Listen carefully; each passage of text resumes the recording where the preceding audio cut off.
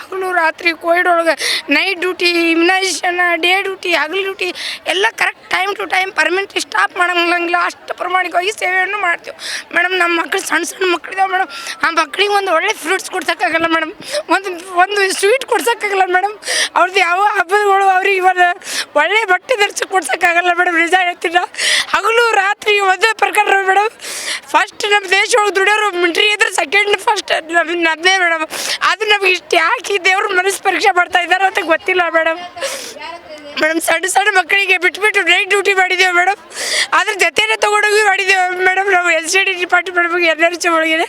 ಆದರೆ ಏಜ್ಡ್ ಪರ್ಸನ್ಗಳ ಜೊತೆನೇ ನಮ್ಮ ಪಾಪಗಳ ಜೊತೆ ತೊಗೊಂಡೇ ನೈಟ್ ಡ್ಯೂಟಿ ಮಾಡಿದ್ದೀರಿ ಮೇಡಮ್. ಆದರೂ ಕೂಡ ಮೇಡಮ್ ಈ ಸರ್ಕಾರದ ಮೇಲೆ ನಮಗೆ ಅಪಾರವಾದ ನಂಬಿಕೆ ಇದೆ ಮೇಡಮ್. ನಾವು ಹಗಲು ರಾತ್ರಿ ನಮಾಜ್ ಒಳಗೂ ಕೂಡ ಪ್ರೇಯರ್ ಮಾಡಿದ್ದೀರಿ ಮೇಡಮ್.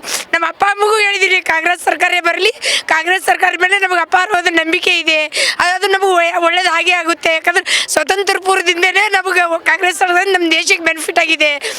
ಯಾಕಂದರೆ ನಾವು ಯಾವುದು ಏನೂ ಗಳಿಸೋಕ್ಕೆ ಇಷ್ಟಪಡೋಂಗಿಲ್ಲ ಮೇಡಮ್.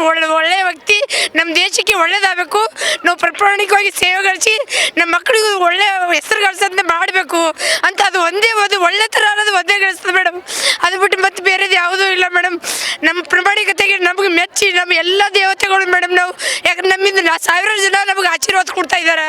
ನಮ್ಗೆ ಕೋವಿಡ್ ಒಳಗೆ ದುಡಿದ್ರೆ ನಮ್ಗೆ ಆಸ್ಪತ್ರೆಗೆ ಬಂದ್ರೆ ಯಾವಾಗಲೂ ಆಶೀರ್ವಾದ ಕೊಡ್ತಾರೆ ಮೇಡಮ್. ಫಸ್ಟ್ ಮೇಡಮ್ ನಮಸ್ತೆ ಅಂತಾರೆ ಮೇಡಮ್.